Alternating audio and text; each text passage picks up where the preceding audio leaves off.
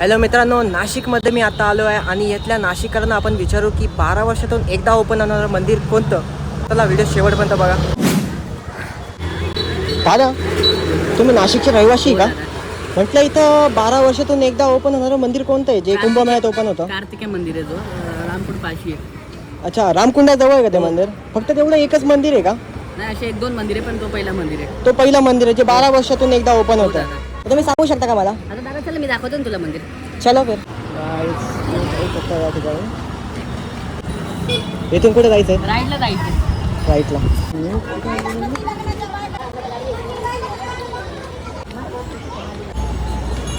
तर हे मंदिर आहे.